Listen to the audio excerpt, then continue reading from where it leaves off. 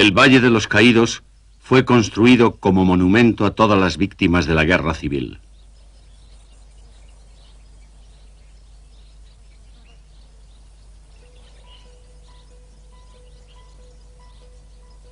Sin embargo, solo contiene los símbolos de lo que los nacionalistas llamaron la cruzada. Sus enemigos lo llamaban fascismo.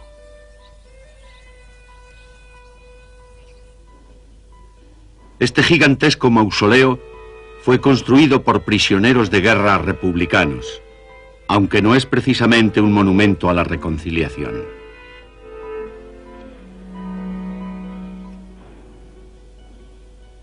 Ante el altar de la victoria nacionalista yace el fundador de la Falange, José Antonio.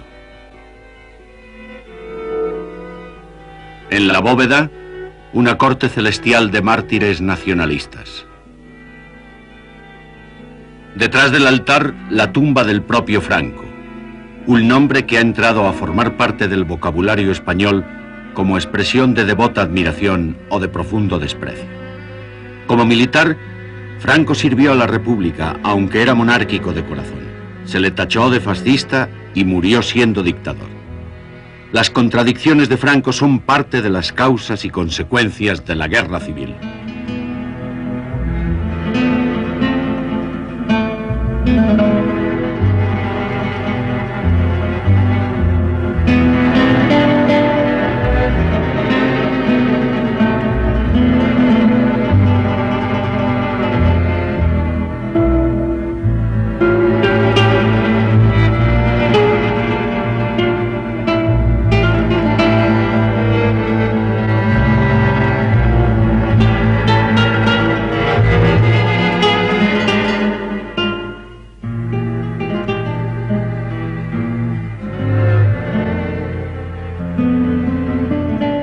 La Guerra Civil Española.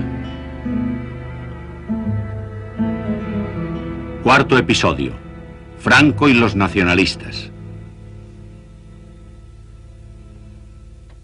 Se dice que Franco fue un conspirador cauteloso, incluso recalcitrante, en el golpe militar que provocó la guerra civil. Sin embargo, al acabar la guerra, se convertiría en el dictador más duradero de nuestro siglo, en un símbolo de autoritarismo. Cuando Franco nació en 1892, España era aún un poder imperial. El futuro generalísimo era todavía un niño cuando España perdió sus últimas colonias de ultramar, Cuba y Filipinas. La pérdida del imperio fue una experiencia traumática para toda una generación de españoles, entre ellos el joven Franco. Hubiera querido hacer la carrera de marino como su padre y su hermano. Tuvo que conformarse con el ejército, un ejército anticuado y desmoralizado. El ejército educó a Franco en una ideología entre nostálgica de glorias pasadas y vagamente ambiciosa de un resurgir nacional. Tras la pérdida de sus colonias, España se aferraba a los últimos vestigios de poder imperial. En su protectorado de Marruecos intentó borrar el recuerdo de sus recientes humillaciones militares. Los militares españoles intervenían frecuentemente en la política nacional, pero despreciaban la política de partidos. Su obsesión, una obsesión casi mítica, era la patria.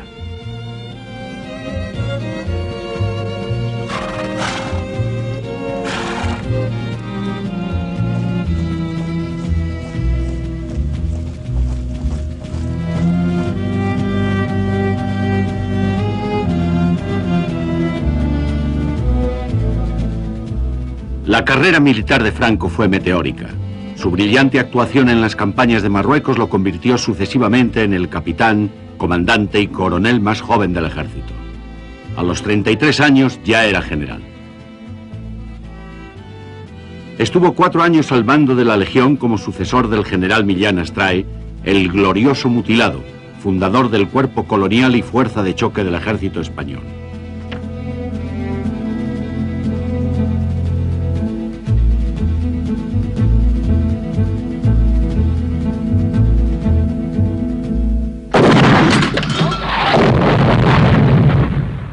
La La Legión fue utilizada para reprimir sangrientamente el levantamiento revolucionario de Asturias de 1934.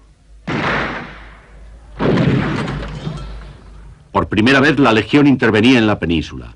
Franco coordinó la ofensiva. Más tarde fue ascendido a jefe de Estado Mayor. Como tal, representó a la República en el funeral de Jorge V de Inglaterra en enero de 1936.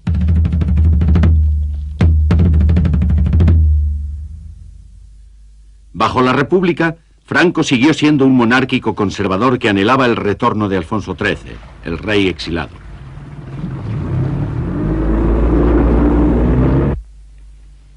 Quizá la faceta menos conocida de Franco es la de guionista de cine, pero a la vez es la más reveladora.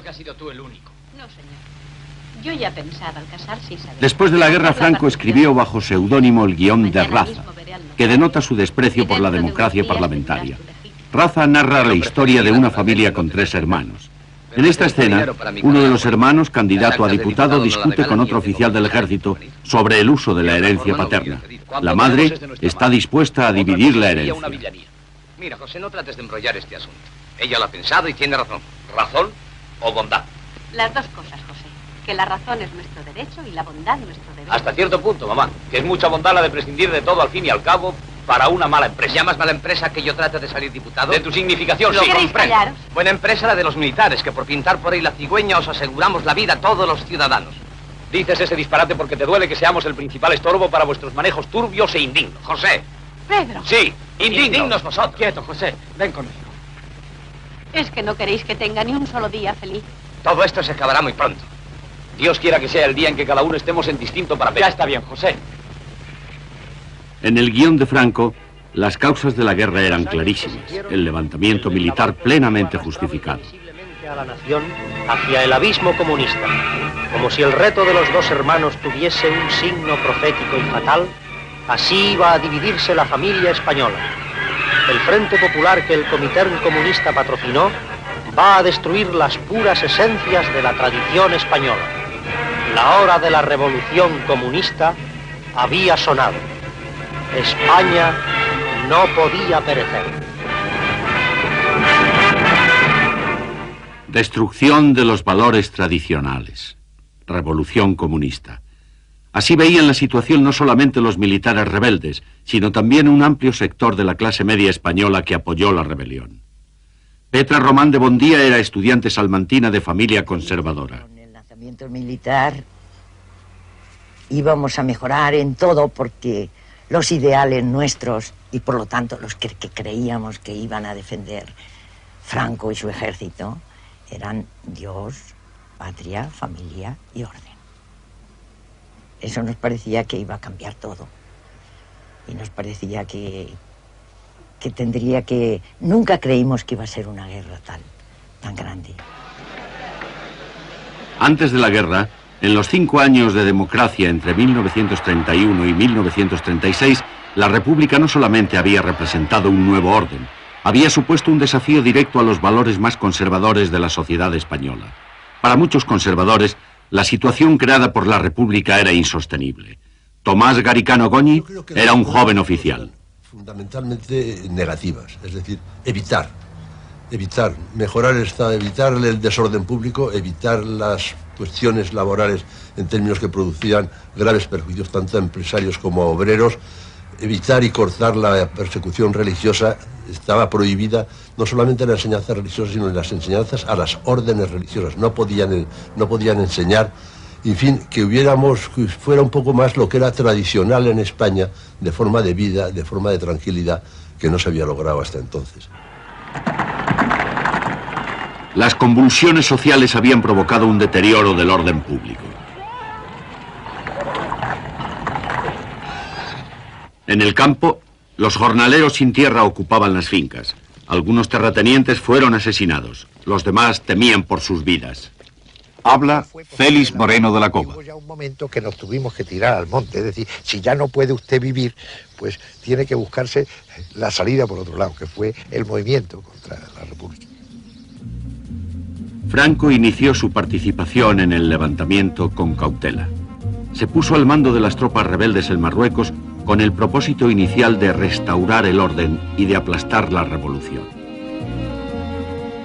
Pero la proclama inicial de Franco no invocaba la defensa del cristianismo ni hablaba de cruzadas. Se refería, eso sí, a las influencias extranjeras que amenazaban los valores tradicionales de España.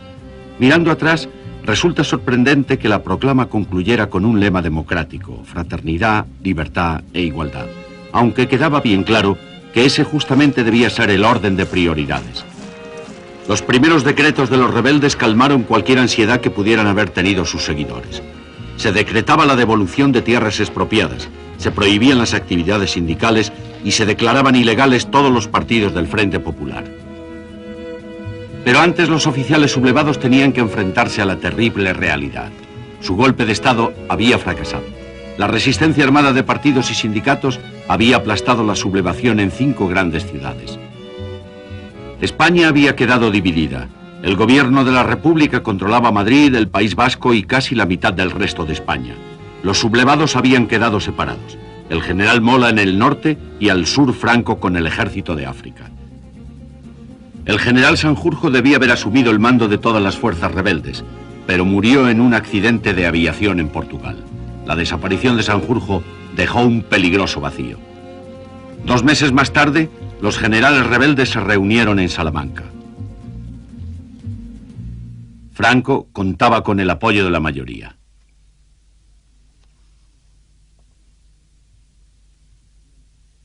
Todos los generales menos uno estaban en favor de un mando único. La excepción era Miguel Cabanellas, que ocupaba temporalmente la jefatura de la Junta Militar. Se propuso el nombre de Franco. Nuevamente, todos menos Cabanellas estuvieron de acuerdo. La decisión quedó postergada. Lo que los nacionalistas necesitaban desesperadamente era un líder que contara con el apoyo de todas las facciones levantadas en armas contra la República. Porque los rebeldes no constituían una fuerza homogénea. Luchando junto a los regulares y legionarios del Ejército de África, de otras unidades del Ejército y de la Guardia Civil, estaban las milicias de la Falange y las columnas de Requetés. Eran facciones armadas que perseguían objetivos dispares. Franco era el único general aceptable para todos. Parecía políticamente moderado y tenía un prestigio militar que le aseguraba gran apoyo popular.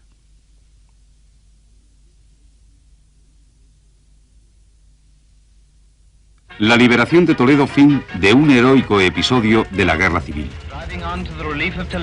Las tropas de Franco avanzan implacablemente para liberar el Alcázar. Con poderosa artillería vencen la resistencia de las milicias que se retiran hacia Madrid. El general Franco llega para abrazar al coronel Moscardó, el valiente comandante del Alcázar. La liberación del Alcázar incrementó el prestigio de Franco. Sus partidarios ya planeaban la subida al poder de Franco, incluso antes de que fuera nombrado comandante en jefe de las fuerzas nacionalistas. La propuesta que cobraba fuerza entre la jefatura nacionalista era que Franco asumiera además la jefatura del gobierno. Algunos de sus colegas no estaban totalmente decididos. Sin embargo, Francisco Franco se convirtió en el jefe supremo del alzamiento y se otorgó a sí mismo el título de jefe de Estado. El 1 de octubre de 1936, Franco asumió el poder absoluto en la España nacionalista. La reacción personal mía en el momento que se produjo el nombramiento de Franco fue de tranquilidad. Como habían dicho muy bien militares de que había en la zona nacional, un mando único gana una guerra, un mando colegiado pierde una guerra. El nombramiento de Franco, que no había ninguno que pudiera hacerle sombra, fue indiscutible y para todos fue un motivo de gran tranquilidad. Posiblemente los generales que entregaron el poder a Franco no se darían cuenta de que estaban creando una dictadura. En ese momento era sobre todo una necesidad militar. El alzamiento había recibido el apoyo de facciones políticas dispares. Los conservadores de la CEDA, la coalición parlamentaria formada 3 años antes de la guerra, los monárquicos que anhelaban el regreso al trono de Alfonso XIII, los carlistas fanáticamente religiosos que defendían los derechos de otro aspirante al trono y los fueros regionales de Navarra.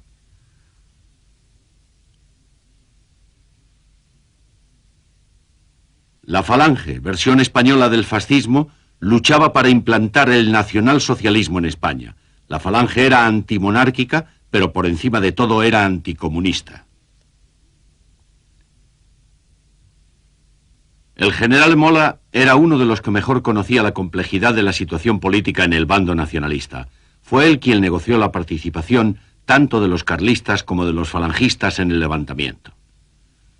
Poco después del nombramiento de Franco, Mola habló con Pedro Sainz Rodríguez, un intelectual monárquico que más tarde entraría a formar parte del gobierno de Franco. Me acuerdo muy bien que había un gran sillón delante de la mesa y el general Mola se sentó en el brazo del sillón poniendo los pies en el asiento. Y me planteó, ¿qué cree usted que va a pasar aquí cuando acabe la guerra? Y yo le dije, habrá un problema político. Dice, me alegro oírle. Y me dijo que si había, cuando se acabase la guerra, había que plantear el hacer el Estado y convocar un parlamento. En los planes de Franco no figuraba un parlamento. Tenía en sus manos todos los poderes del nuevo régimen. En su primer discurso se refirió a sí mismo en 2 ocasiones como jefe de Estado. ¡Viva España! Para mucha gente, la ideología política de Franco seguía siendo un enigma. ¿Creía realmente en una teoría política? A veces pensaban que era un hombre que guardaba un secreto. Yo le llamaba la esfinge sin secreto. Tiene el aire de una esfinge, pero no tiene secreto. Porque no tiene secreto, sobre muchas cosas se callaba porque no opinaba. Franco nunca se las había dado de político. Era intuitivamente de derechas, un defensor instintivo del capitalismo. Utilizando a su hermano Nicolás de secretario, preparó su programa político. Los sindicatos obreros quedaron fuera de la ley. Ayuda para los campesinos, pero la tierra para los terratenientes. Apoyo total a la Iglesia, sobre todo, nada de democracia. Un Estado totalitario armonizará en España el funcionamiento de todas las capacidades y energías del país, en el que dentro de la unidad nacional el trabajo, estimado como el más ineludible de los deberes, será el único exponente de la voluntad popular. Y merced a él podrá manifestarse el auténtico sentir del pueblo español a través de aquellos órganos naturales que, como la familia, el municipio, la asociación y la corporación, harán cristalizar en realidades nuestro ideal supremo. Para alcanzar estos objetivos había que eliminar todo vestigio de oposición. Antes de que Franco asumiera el poder, las columnas nacionalistas aplastaron los intentos de resistencia obrera. Las purgas continuaron bajo el mando de Franco. Franco estaba un día que fui yo a hablar con él, que me llamó para una interview que le habían hecho, y cuando no era yo ministro. Entonces estaba en una mesa tomando chocolate, mojando los panes, bizcochos en el chocolate, y tenía un montón de expedientes a la izquierda y los iba clasificando. Unos los ponía en la mesa, otros en una silla. Y después de que acabamos, salí y le pregunté al ayudante qué eran esos expedientes que tenía el general Franco. Eran las sentencias de muerte. Las que ponía en la silla eran para firmar y las otras para revisar. No era que una cosa de una tranquilidad, pero esa es de la cosa militar. En la zona nacionalista prácticamente no había quien se atreviera a criticar estos métodos. Los seguidores de Franco tenían una causa común, derrotar a la República, pero no se ponían de acuerdo en el tipo de régimen que había de reemplazarla. Primero estaban los falangistas. Antes de la guerra y de su encarcelamiento, el líder falangista José Antonio pronosticaba el resurgir de la España imperial.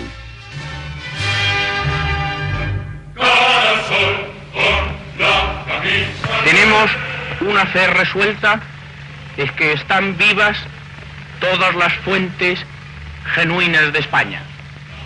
España ha venido a menos por una triple división. Por la división engendrada por los separatismos locales, por la división engendrada entre los partidos y por la división engendrada por la lucha de clases. Cuando España encuentre una empresa colectiva que supere todas esas diferencias, España volverá a ser grande como en sus mejores tiempos.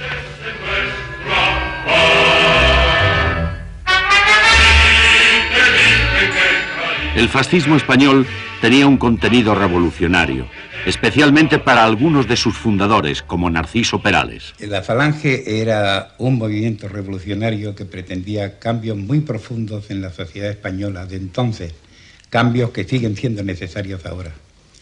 José Antonio preconizaba una síntesis superadora de las opciones contrarias, al mismo tiempo que la defensa de los valores del espíritu y del entendimiento de la patria como unidad de destino en lo universal, pretendía hacer una revolución social. La reforma agraria entregaría el campo a los campesinos, se realizaría el ideal de que la tierra debe ser para el que la trabaja. La banca sería nacionalizada porque no consideraba justo que el ahorro de todos los españoles sirviera como negocio para unos cuantos que dominarían la economía entera del país. La mayoría de los primeros falangistas eran jóvenes de la alta burguesía y de la aristocracia. El objetivo era convertir a la Falange en un movimiento de masas con amplia participación obrera, aunque fuera antimarxista. Raimundo Fernández Cuesta se convertiría más tarde en el secretario general de Falange. Se discutió si nos pondríamos alguna prenda para distinguirnos, y entonces José Antonio dijo, sí, la camisa azul, que es el mismo color del overol del proletario. Y en cuanto a la bandera también roja y negra, precisamente porque era la bandera del sindicalismo de la Confederación Nacional del Trabajo Española, para tener una semejanza. Y el empleo de la palabra camarada, que era clásico, propio del comunismo, dijo, porque no sabemos por qué, no podemos reivindicar nosotros y darle otro sentido a la palabra camarada que la que tienen los comunistas. Sin embargo, la Falange nunca llegó a ser un partido de masas ni a contar con el apoyo de las clases trabajadoras. En España no se daban las condiciones que habían impulsado el crecimiento de este tipo de movimientos en Italia y Alemania. En muchos aspectos, España seguía siendo un país decimonónico. Las capas sociales que hubieran podido apoyar un movimiento fascista estaban integradas en otros partidos o simplemente no existían en España. No había una pequeña burguesía traumatizada por la crisis económica o por la derrota en la Primera Guerra Mundial. La clase media se sentía protegida por el ejército de cualquier intento revolucionario y la clase obrera no había sufrido una decepción que pudiera llevarla a buscar nuevas alternativas fuera del marxismo o del anarquismo. La Falange fue un movimiento minoritario hasta febrero de 1936. A partir de entonces, la violenta polarización de la sociedad española llevó a miles de jóvenes conservadores a elegir el movimiento más combativo. Al estallar la guerra, la Falange experimentó un crecimiento aún más espectacular. Unirse a la Falange era una declaración de fe en la causa nacionalista. Para muchos era también una protección ante la persecución de que eran objeto las organizaciones obreras en la zona nacionalista. A la camisa azul la llamaban el salvavidas.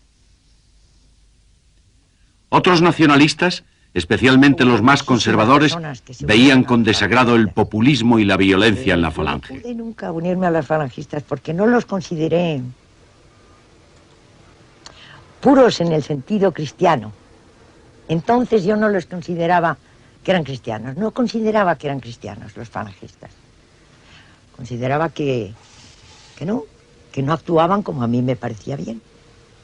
Y nunca me gustaron. Hubo una fobia contra el falangismo en mi familia. En parte también porque la CEDA y el falangismo estaban encontrados. Y nosotros éramos de la CEDA. Los carlistas eran una fuerza ultraconservadora dentro de la España nacionalista. Al contrario de la Falange, la defensa de la religión era una de las causas fundamentales del carlismo.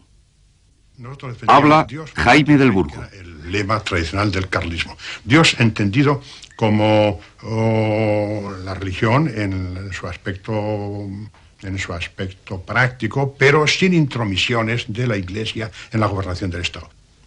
Luego, en el aspecto político, nosotros manteníamos la foralidad de las regiones, es decir, para nosotros entendíamos que España era un conjunto de regiones que en un cierto momento se habían unido en un interés común, que era la nación española, ¿verdad? Franco vio desde un principio el peligro de fragmentación entre sus seguidores. Su cuñado, Ramón Serrano Súñer, fue el encargado de encontrar una fórmula para unir a todas las facciones nacionalistas. Los objetivos eran evitar las discordias y las pugnas internas que iban a debilitar al Estado naciente y, sobre todo, desde el punto de vista de Franco, y como general en jefe, conductor de una guerra, creo que tenía razón. Sobre todo, él lo que buscó fue mantener en orden y disciplinada la retaguardia. Si se abandonaba la retaguardia a la libertad y a los caprichos o a los disparates de los grupos, podían en un momento complicarse las cosas de manera que trascendieran a los frentes de combate, como ocurrió justamente en la zona republicana. La Falange se había quedado sin líderes. José Antonio había sido ejecutado en una cárcel republicana. Los demás posibles candidatos estaban en la cárcel o muertos. La organización estaba dividida por pugnas políticas y rencillas personales. El 17 de abril de 1937, un ex mecánico, Manuel Edilla, asumió la jefatura de Falange. Edilla no tenía la preparación ni la capacidad para ocupar ese cargo. Fue una presa fácil para Franco. 2 días después, Franco decretó la unificación de la Falange y el carlismo en un movimiento nacional bajo su propia dirección. Edilla desafió la autoridad de Franco y fue condenado a muerte, aunque la sentencia fue posteriormente conmutada a cadena perpetua. La boina roja de los carlistas y la camisa azul de la Falange ya eran un solo uniforme. Franco había asegurado así el triunfo de su conservadurismo autoritario y la unidad de sus seguidores. El que decía apoyar la restauración de la monarquía se había erigido en dictador absoluto. Los verdaderos monárquicos como Eugenio Vegas Latapié estaban indignados. Pues el nuevo Estado que había creado Franco les parecía que no era tal Estado, era exclusivamente una dictadura ejercida exclusivamente por él. Decía don Pedro C. Rodríguez precisamente que la diferencia que había entre decretos y leyes en el régimen de Franco era que los decretos se los sacaba Franco de un bolsillo y las leyes se los sacaba de otro, pero que era toda la voluntad exclusiva del Generalísimo.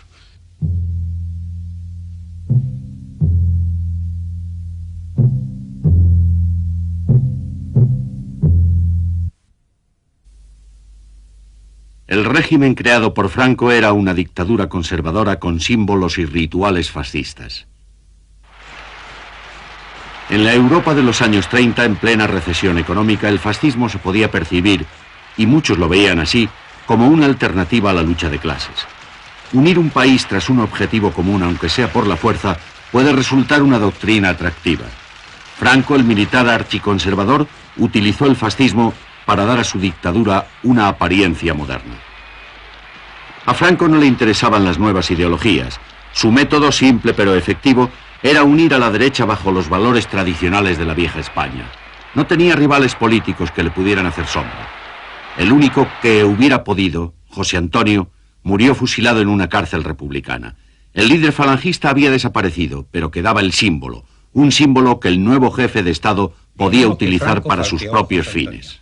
Destacó lo que era inofensivo, digamos lo que era inofensivo para un orden conservador, y calló, silenció, relegó al olvido lo que era peligroso para ese orden.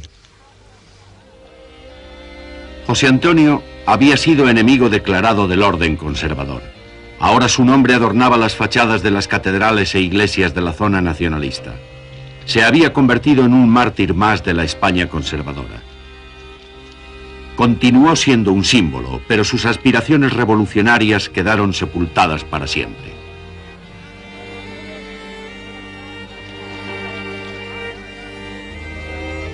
¡España!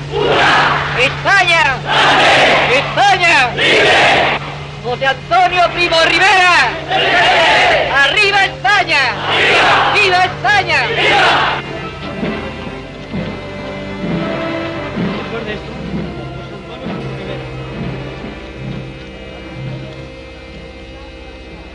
Que cumplió las predicciones de José Antonio, escritas antes de la guerra, donde se decía que la Falange podría asistir y ayudar sin quererlo a la restauración de una mediocridad burguesa conservadora, de la que tenemos, decía él, en España tan amplias muestras, orlada para mayor escarnio con el resorte coreográfico de las camisas azules.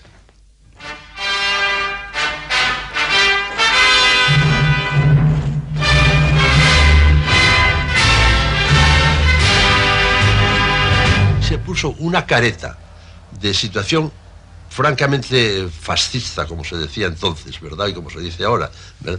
Que de fondo, sin embargo, no respondía a eso. Yo lo considero un gobierno económicamente conservador, autoritario, porque naturalmente había que imponer el orden, y con una fachada, y algunos detalles también, del tipo totalitario que se empleaba en los demás países de Europa. Franco contaba con el apoyo de toda la España conservadora. Para la Iglesia, el nuevo líder nacionalista era un aliado natural. La Iglesia había sido víctima del violento anticlericalismo generado por la República. Los nacionalistas se convirtieron en los defensores de la fe atacada. La jerarquía eclesiástica reaccionó violentamente ante las atrocidades cometidas en la zona republicana, pero en general prefirió ignorar las que ocurrían en el bando de Franco. Y le increpan diciendo: pues tan fácil corazón tiene el hombre, atémosle al cuello este Cristo y váyase a llorar en el fondo del río con él. Señor, la muerte se derramará sobre todas las cosas. Me acercaré al altar de Dios, al Dios que es alegría de mi juventud. Han arrancado a golpes la puerta del sagrario, que estaba abierta. La mano que conoce más sangre registra la custodia. ¿Por qué os apresuráis, almas, en el despojo? 2 meses después de iniciada la guerra, el obispo de Salamanca declaró que la rebelión militar era una cruzada. El hecho de que hubiera combatientes musulmanes defendiendo la causa de la Iglesia era una ironía de la historia que los obispos preferían olvidar. La alianza entre Franco y la Iglesia quedó sellada con una carta de casi todos los obispos españoles a los católicos de todo el mundo. Para estos obispos se trataba de una guerra entre la cruzada espiritual en defensa de la ley y el orden y el materialismo de la Rusia de los soviets. Esta carta fue publicada 2 semanas después de que los nacionalistas conquistaran el País Vasco, la única zona republicana en la que se había respetado a la Iglesia. Para muchos sacerdotes vascos, la defensa de la fe católica no tenía nada que ver con la cruzada de Franco. Permanecieron junto a sus fieles en la defensa de la autonomía vasca que la República había reconocido. Los sacerdotes vascos pidieron ayuda al Papa, pero el Vaticano decidió reconocer al gobierno de Franco en el verano de 1937. Más tarde, el Papa envió un nuncio a Burgos. Indudablemente, la inmensa mayoría de los católicos practicantes creían en la cruzada. Había un auténtico fervor religioso en la España nacionalista. Habla la madre Cristina de Arteaga. Encuentro con mi hermano, el que caería en la guerra, el pequeño, que estaba en el frente norte allá, y se fue por el Goibar, que bajó con un permiso para saludarme, y me preguntó: mira, Cristina, quería yo verte porque te quería preguntar, los que caemos en esta guerra, si los que hacemos como lo estoy haciendo yo, que lo hago por Dios y por España, si caemos en ella, ¿nos pondrá Dios de mártires en el cielo, aunque la Iglesia no nos meta en el catálogo? Yo le contesté que sí, que estaba segura, claro. Lo hacía con ese espíritu de inmolación por Dios y por la patria, pues Dios le daría puesto entre los mártires en el cielo. El apoyo entusiasta de la Iglesia a los nacionalistas se vio ampliamente recompensado. Las órdenes religiosas recobraron el control de la enseñanza que habían perdido bajo la República. El divorcio y los matrimonios civiles quedaron abolidos. La Iglesia volvía a ser guardiana de la moral. La España de Franco era auténticamente nacional católica.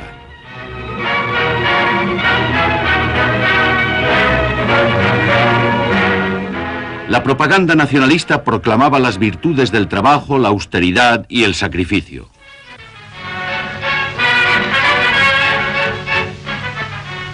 Mientras los soldados del Generalísimo abren las tierras de España al Mare Nostrum, este otro soldado, humilde y laborioso, labra los campos y da a su patria el pan nuestro de cada día. Fecundado con la sangre de tantos héroes, el suelo de España se cuaja de doradas espigas, de rubias mieses, símbolos de una patria con pan y justicia como el caudillo quiere. Aparte de las unidades profesionales del Ejército de África, Franco había reclutado muchos voluntarios entre el campesinado de Castilla. Eran campesinos conservadores y religiosos empeñados en defender sus valores tradicionales. Las colectivizaciones agrarias de la zona republicana les inspiraban más temor que esperanza. Bajo Franco, contaban además con precios garantizados que defendían sus ingresos de las fluctuaciones en el precio del trigo. Sus ingresos, aunque escasos, estaban asegurados. En Castrojeriz, en Castilla la Vieja, la mayoría de los campesinos apoyaron a la derecha durante la guerra, como lo habían hecho durante la República. Hombre, cuando la República, pues eso, pues claro, teníamos que apoyar a la derecha, porque si íbamos con ellos, porque veíamos que no iban bien. Nosotros cuando la República nos perseguían, de otra manera andábamos libres, íbamos a la hora que nos daba la gana a casa y entonces no podíamos salir. Como Florentino y Agapito, miles de campesinos castellanos prefirieron su antigua forma de vida a las conmociones revolucionarias. La Iglesia simbolizaba esa forma de vida. Su fe era su dignidad. Yo lo que digo que con la Iglesia había respeto. Nos respetábamos unos más que otros. Así, unos ante otros más. Y no viendo religión, no se puede respetar uno a otro como... Eso creo yo, y eso se dice. Porque si no hay Iglesia, no hay cura, nada, le entierran uno igual que a un perro. Como algunos no quieren que haya esas cosas. Para mí la Iglesia, pues sí, me ha gustado. Nos juntamos a la Falange y iba ahí mi hermano al frente, como era mayor, es el que más trabajaba, porque el difunto de mi padre dice que quería yo que ahora hacía menos en casa y tuve que marchar por él. Y al fin y al cabo él se marchó a poco tiempo.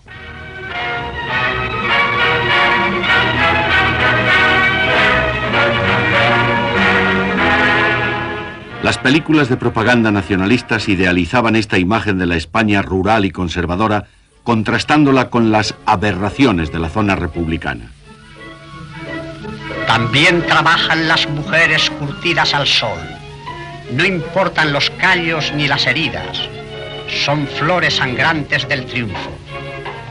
España entera es milicia y la milicia es austeridad, trabajo, resistencia y silencio. El contraste entre la situación de la mujer en las dos Españas era extraordinario. La República había reconocido los derechos básicos de la mujer. Con el estallido de la guerra, la igualdad de los sexos se hizo realidad. En la zona republicana se produjo un movimiento espontáneo de liberación de la mujer. En la zona nacionalista, la mujer volvía a la función tradicional que le asignaba la España conservadora. Pilar Primo de Rivera era hermana de José Antonio. Había quedado atrapada en el Madrid republicano al estallar la guerra. No tenía un sentido, pues, por ejemplo, familiar. La ley del divorcio también vino a distanciarnos, como es natural, porque nosotros aquella ley, pues, no la podíamos aceptar en cuanto a un sentido católico de la vida. Y en cambio, en la zona nacional era todo como mucho más constructivo, mucho más efectivo, mucho más eficaz, más ordenado. Allí había un porqué de las cosas y lo otro era pues como un desorden, como una amalgama de cosas raras. Esta es la pura verdad. Pilar Primo de Rivera huyó a la España nacionalista, donde dirigió la sección femenina de Falange.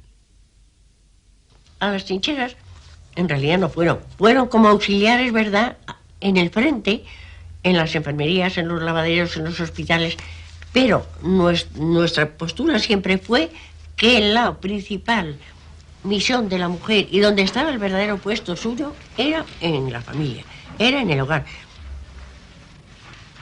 Así que nosotros sí que defendíamos la integridad de la familia, la entrega de la mujer a la familia, sobre todo mientras son los hijos pequeños que no pueden valerse por sí mismos. Además de que cuando ya tuviera una mayor soltura para desenvolverse, podría aplicarse también a sus labores vocacionales, por ejemplo, a sus estudios, a sus trabajos, a lo que fuera, pero sin desbordarla. Nosotros siempre hemos querido mantener un equilibrio en cuanto sobre todo a la defensa de la familia. Camaradas, hoy vais a escuchar la voz de vuestro jefe. La misma voz que ha ordenado más de 100 batallas victoriosas viene ahora a hablaros a vosotras. La que escuchan atónitas las naciones viene a deciros hoy cuál es vuestra misión de mujeres dentro del movimiento. Por lo tanto, abrid vuestros sentidos para que no perdáis ni una sola de sus palabras ni uno solo de sus gestos. Arriba España. Naturalmente, era un hombre el que había de dirigir los destinos de la mujer en la España nacionalista. En la ciudad de Santander se celebran cursos de cultura física organizados por la sección femenina de Falange Española Tradicionalista y de las Jons. Junto al mar Cantábrico y en donde Castilla se asoma al mar, la escuela de danza practica diario sus ejercicios. La Nueva España cultiva su cuerpo y su espíritu y se prepara para crear una patria mejor. La propaganda nacionalista hacía hincapié en la unidad de la familia. Carmencita Franco dirigía un mensaje a los niños alemanes con un poco de ayuda de papá. ¿Quieres decirle algo a los niños alemanes? ¿Pero qué les digo? Lo que quieras. Pido a Dios que todos los niños del mundo no conozcan los sufrimientos y las tristezas que tienen los niños que están aún en poder de los enemigos de mi patria.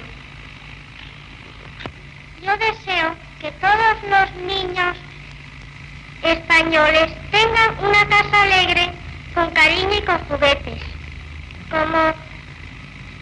Y por eso envío un beso a todos los niños del mundo. Las cámaras nacionalistas recogían la labor humanitaria de las organizaciones femeninas en las ciudades conquistadas.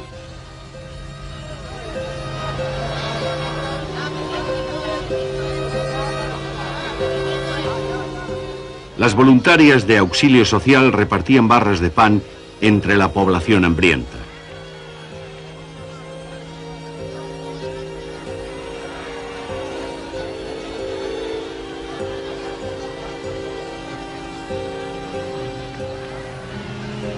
El pan abundaba en la España de Franco, que abarcaba las principales zonas agrícolas.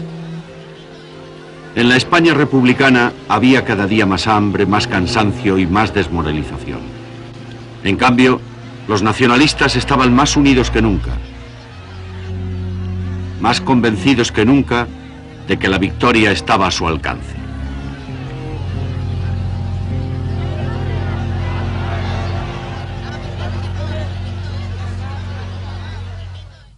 Toda la radio era triunfalista.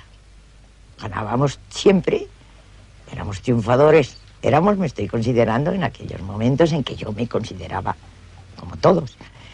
Éramos, pues, los triunfadores, los que ganábamos, los que estaba con nosotros Dios. Todos los soldados llevaban su detente. ¿Sabes lo que es un detente? Y se consideraba que nos estaba ayudando Dios porque era lo que tenía que ser, lo que debía de ser. Un noticiario alemán decía entonces: bajo el sol resplandeciente de las tradiciones está surgiendo una nueva España, unida, grande y libre. Alemania e Italia habían reconocido al régimen de Franco durante la batalla de Madrid. Cada día llegaba más y más ayuda militar a la España nacionalista. Hitler envió al embajador general von Faupel. Franco dijo que sus aliados eran el baluarte de la cultura, la civilización y el cristianismo en Europa. Para el caudillo esta ceremonia constituía el punto álgido de la historia universal. A pesar de eso, Franco no tenía intención alguna de crear un sistema fascista en España. Por mucho que le insistieron, también se resistiría más tarde a aliarse con Alemania e Italia durante la Segunda Guerra Mundial. Lo que hizo fue conseguir toda la ayuda posible, una ayuda que le era esencial para ganar la guerra.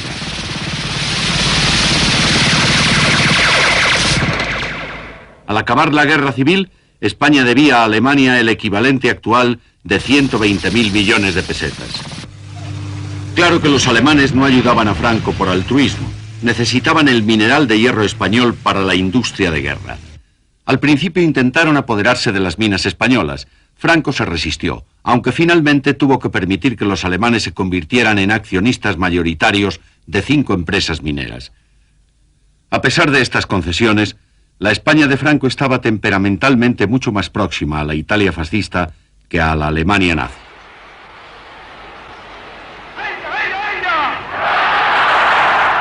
Los italianos ejercían presión sobre Franco para que transformara su dictadura conservadora en un régimen de corte más fascista.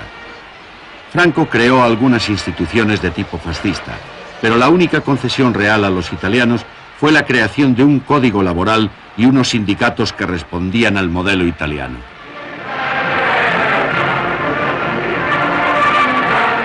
Pese a todas las influencias extranjeras, la formación del primer gobierno de Franco en enero de 1938 reflejaba el carácter estrictamente conservador del nuevo régimen. Había ministros falangistas, pero ninguno de ellos dispuestos a desafiar la autoridad del caudillo. Otros 2 ministros eran amigos de Franco. 4 ministros eran militares y 2 monárquicos. Uno de ellos era Pedro Sainz Rodríguez. Estaba apoyado por el ejército, pero tuvo mucho cuidado de que no entrasen los gobiernos a mandar, los militares, de manera que él presentó aquello no como una dictadura militar, sino como un gobierno de falange y de los tradicionalistas. Por eso se aceptó la falange y el falangismo como una especie de taparrabos de su dictadura personal. Los falangistas estaban dispuestos a hacerlo todo por la consecución de todo su ideario. Los tradicionalistas igualmente. Entonces no eran de fiar para el mismo Franco. Así fueron sustituidos los auténticos por los pseudo-falangistas o pseudo-tradicionalistas con los que contó finalmente, pero de forma progresivamente decreciente, porque de forma progresivamente creciente fue contando con los grupos de la derecha organizada, aunque, repito, sin constituir partido, innominadamente. Hasta el final de su vida fue así. Nos inspiraba absoluta confianza. Bien. Lo que luego había una falange que querían mandar y los quitó, sin más explicaciones. Y quería a su cuñado que quiso tal con la falange, lo quitó. Es decir, le importaba 3 pepinos. Yo tiro por este camino, que es el que me he trazado, y se acabó. Y se acabó. Y eso es lo que hizo.